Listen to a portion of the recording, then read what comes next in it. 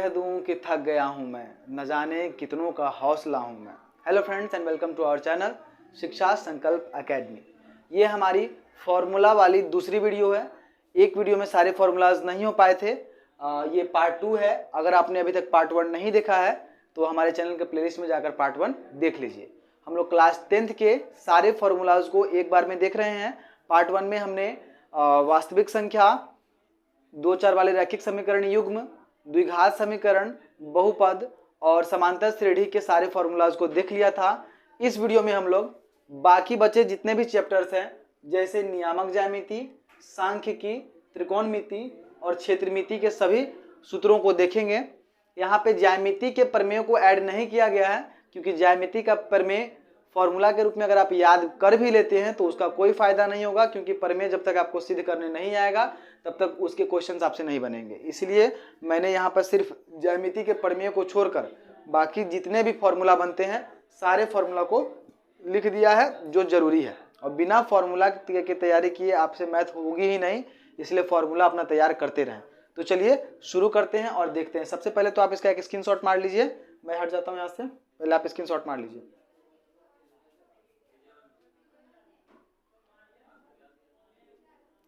चलिए, आपने स्क्रीनशॉट मार लिया होगा। अब हम लोग देखना शुरू करते हैं एक एक करके। सबसे पहले नियामक ज्यामिति। नियामक ज्यामिति जो है क्लास 10th का सबसे हल्का चैप्टर है। यहाँ पे कुछ बेसिक चीजें होती है, जैसे कि देखिए एक एक्स अक्ष होता है और एक वाई अक्ष होता है, ठीक ना। इसमें 4 चतुर्थांश होते हैं, पहला चतुर्थांश, दूसरा चतुर्थांश, तीसरा चतुर्थांश और चौथा चतुर्थांश। इसी चतुर्थांश को हम पाद भी कहते हैं। प्रथम पाद, द्वितीय पाद, तृतीय पाद और चतुर्थ पाद, सबका अपना अपना संकेत होता है। जैसे कि ऊपर जाने पे हम प्लस होता है और नीचे जाने पे माइनस, और इस साइड जाने पे प्लस और इस साइड जाने पे माइनस होता है, उसी के हिसाब से प्रथम चतुर्थांश का संकेत क्या हो जाता है, प्लस और प्लस। दूसरे चतुर्थांश का माइनस और प्लस, तीसरे का माइनस और माइनस, चौथे का प्लस और माइनस। इससे बहुत सारे ऑब्जेक्टिव बनते हैं, ठीक है। याद रखिएगा, नियामक ज्यामिति में पहले भी जब निर्देशांक लिखेंगे तो पहले एक्स लिखेंगे और बाद में वाई लिखेंगे। 0 और y को y अक्ष बोला जाता है, x और 0 को x अक्ष लिखा जाता है। हमेशा याद रखें, पहले x और बाद में y लिखा जाता है, ठीक ना। x को भुज कहते हैं और y को कोटि भी कहते हैं। x को भुज कहते हैं और y को कोटि भी कहते हैं।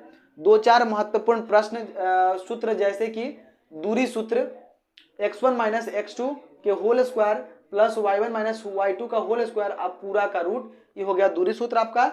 विभाजन सूत्र क्या होता है, mx2 plus nx1 by m plus n एवं my2 प्लस ny1 बटा m प्लस n। ये x का निर्देशांक हो गया और ये y का निर्देशांक हो गया, ठीक है। अब जानेंगे हम लोग मध्य बिंदु सूत्र को। मध्य बिंदु सूत्र क्या होता है, x1 प्लस x2 बाई 2 एवं y1 प्लस y2 बाई 2, है ना।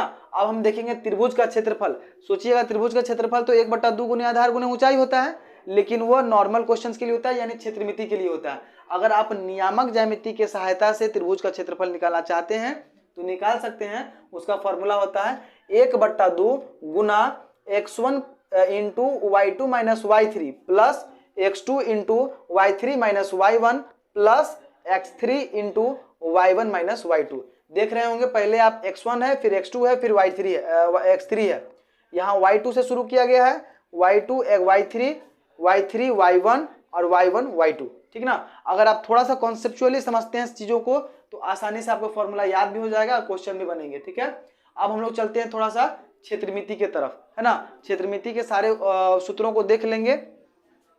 सबसे पहले मैंने यहाँ जो सूत्र लिखा है, वृत्त की परिधि बराबर 2 पाई r, वृत्त का क्षेत्रफल पाई r स्क्वायर, त्रिज्यखंड का क्षेत्रफल पाई r स्क्वायर थीटा बट्टे 360।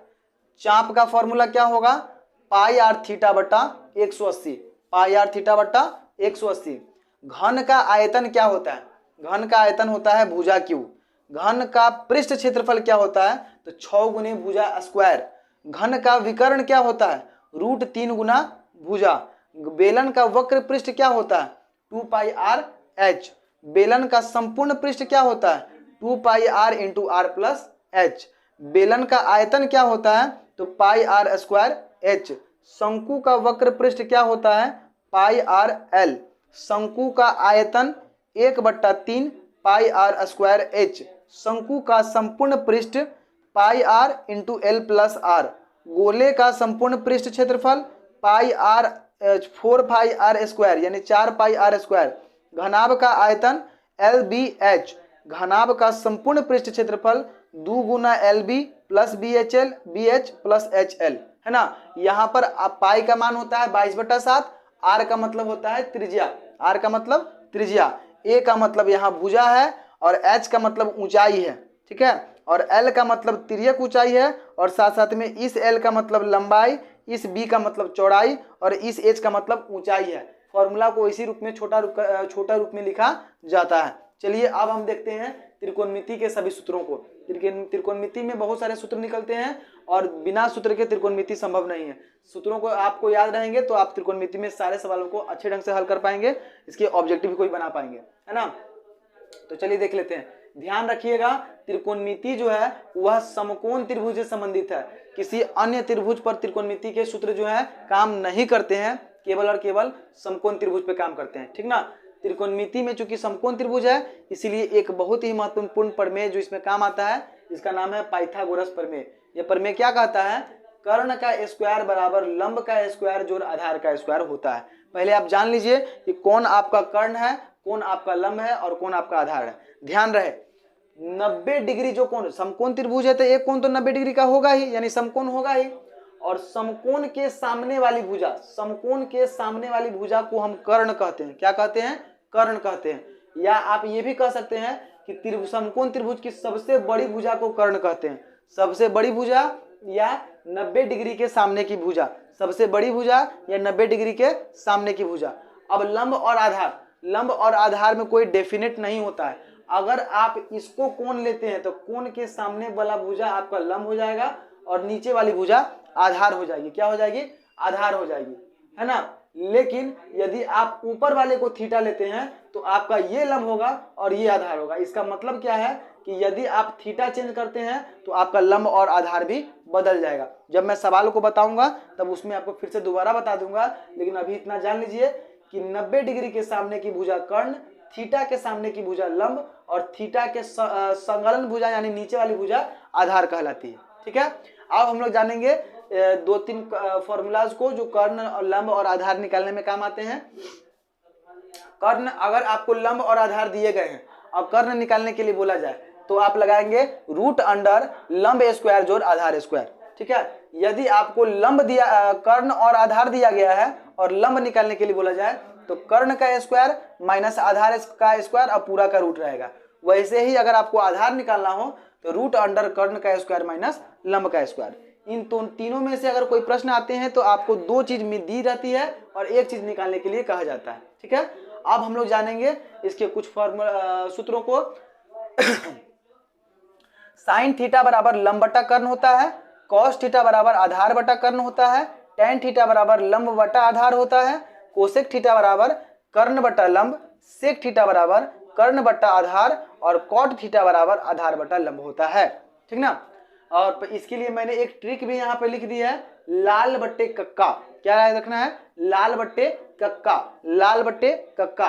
और बीच में आपको यहाँ पे बट्टा जो है, आप अगर ध्यान देते सारे छहों को सजा सकते हैं। एल से लंब और के से कर्ण, लंब बटा कर्ण बराबर साइन थीटा, और ए से आधार, के से कर्ण, आधार बटा कर्ण बराबर कोस थीटा और लंब बटा आधार बराबर टेन थीटा। ठीक इसके उल्टे अगर हम लोग चलते हैं तो साइन थीटा का उल्टा कोसेक थीटा होता है, कोस थीटा के उल्टा सेक थीटा होता है और टेन थीटा के उल्टा कॉट थीटा होता है।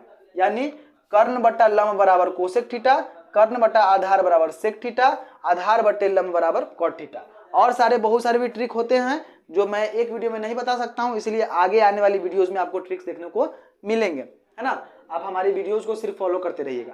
अब सबसे जरूरी त्रिकोणमिति की जान मान सारणी को देखने वाले हैं, ठीक ना।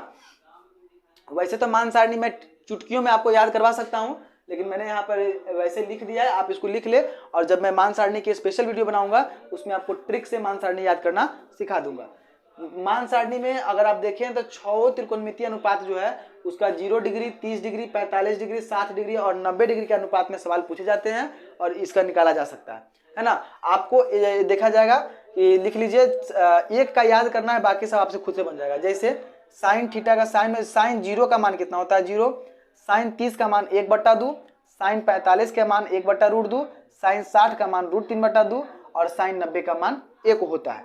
आप अगर इसी को उलट पलट के चाहें तो सारा निकाल सकते हैं। जैसे कॉस जो होता है साइन का उल्टा होता है, साइन की जो चीज 90 में है वही कॉस के 0 में है, साइन की जो 60 में है वही कोस के 30 में है, साइन 45 और कोस 45 दोनों बराबर है, इधर का चीज इधर और इधर का चीज इधर, यानी sine cos 0 1, cos 30 √3/2, cos 45 1/√2, cos 60 1/2 और कॉस 90 0 के बराबर होगा। ठीक ना। अगर आप साइन थीटा में कॉस थीटा को भाग दें तो आपको टेन थीटा मिल जाएगा। 0 में 1 से भाग देंगे 0 होगा, 1/√2 में 1/2 में √3/2 से भाग देंगे 1/√3 निकलेगा, यानी साइन टेन 0 डिग्री बराबर 0, टेन 30 बराबर 1/√3, टेन 45 बराबर 1, टेन 60 बराबर √3 और टेन 90 बराबर इनफाइनिट, यानी कि क्या बोलते हैं उसको, अनिर्णित या अपरिभाषित भी बोल सकते हैं आप। ठीक ना, अपरिभाषित। ठीक ना। वही कोसेक का देख लेंगे, कोसेक 0 अपरिभाषित, कोसेक 30 2, कोसेक 45 √2, कोसेक 60 2/√3 और कोसेक 90 1, है ना। सेक थीटा बराबर 1, सेक 30 बराबर 2/√3, सेक 45 बराबर 2, सेक 60 बराबर 2 और सेक 90 बराबर अपरिभाषित। उसी तरह कॉट 0 बराबर अपरिभाषित, कॉट 30 बराबर √3, कॉट 45 बराबर 1, कॉट 60 बराबर 1/√3 और कॉट 90 बराबर 0। इस मान सारणी को कंठस्थ याद कर ले। ठीक ना। चलिए अब अन्य महत्वपूर्ण फॉर्मूलाज को देखते हैं। Sine theta into cosec theta बराबर 1 होता है, cos theta into sec theta बराबर 1 होता है, टेन थीटा और क्वाट थीटा बराबर 1 होता है। ठीक उसी तरह sine square theta plus cos square theta 1, sec square theta minus tan square theta 1, cosec square theta minus cot square theta 1। आप लोग सोच रहे होंगे कि और भी फॉर्मूला इसमें से बचे हुए, जैसे साइन थीटा बराबर 1/कोसेक थीटा, तो मैं बता दूं कि इन्हीं 6 सूत्रों से और सारे सूत्रों का सृजन हुआ है। अगर मैं यहाँ पे सारों को लिखता तो वीडियो की लेंथ भी लंबी हो जाती और आप लोग को थोड़ा लेंदी लगता है, इसलिए मैंने जितना हो सके फ्रेश करने की कोशिश की है। इसी को आप तोड़ के लिखना चाहे तो लिख सकते हैं, साइन थीटा बराबर 1/कोसेक या कोसेक थीटा बराबर 1/साइन, यानी आप बहुत सारे फॉर्मूला इसे निकाल सकते हैं। आगे देखेंगे टेन थीटा बराबर साइन थीटा बटे कॉस थीटा और कॉट थीटा बराबर कॉस थीटा बटे साइन थीटा। ठीक है। अब लास्ट इस त्रिकोणमिति की लास्ट महत्वपूर्ण चीज है, जैसे sine 90 minus theta cos, tan 90 minus theta cot और कोसेक 90 माइनस थीटा सेक। ठीक इसी तरह इसका उल्टा, साइन का उल्टा कॉस, टेन का उल्टा कॉट और कोसेक का उल्टा सेक। उसी तरह कॉस का उल्टा साइन, कॉट का टेन और सेक का कोसेक। जैसे इधर है वैसे उधर आप कर सकते हैं। ठीक है। अब हम लोग देखते हैं लास्ट सांख्यिकी के सूत्रों को, है ना। सांख्यिकी में 4 चीजें आती हैं, सांख्यिकी और प्रायिकता में। सांख्यिकी में तो 3 आती हैं, प्रायिकता एक अलग चीज होता है। ठीक ना। सांख्यिकी में 3 चीज कौन कौन सी आती है, माध्य, माध्यक और बहुलक, है ना। माध्य निकालने की फॉर्मूला क्या है, माध्य निकालने का फॉर्मूला 2 तरह का होता है, एक सब्जेक्टिव के लिए एक ऑब्जेक्टिव के लिए, है ना। तो सब्जेक्टिव आपका क्या है, सिग्मा fx बट्टा सिग्मा f, और इसका ऑब्जेक्टिव के लिए क्या है, प्रेक्षणों का योग बट्टा प्रेक्षणों की संख्या। माध्यक क्या होता है, L plus n/2 minus CF/f into i. और ऑब्जेक्टिव के लिए, ऑब्जेक्टिव में 2 कंडीशन होती है, या तो विषम होगा नहीं तो सम होगा। अगर विषम होगा प्रेक्षण तो n+1/2वां प्रेक्षण, और अगर कहीं सम है तो n/2 एवं n/2+1वें प्रेक्षण का माध्य। ठीक ना। बहुलक निकालने का क्या सूत्र है, बहुलक निकालने का सूत्र होता है L plus FO minus F-1/2FO minus F1 minus F-1 into i. और अगर ऑब्जेक्टिव के लिए तो सबसे अधिक बार आने वाला प्रेक्षण, सबसे अधिक बार आने वाला प्रेक्षण। प्रायिकता का क्या फॉर्मूला होता है, अनुकूल परिणाम की संख्या बटा कुल परिणाम की संख्या, है ना।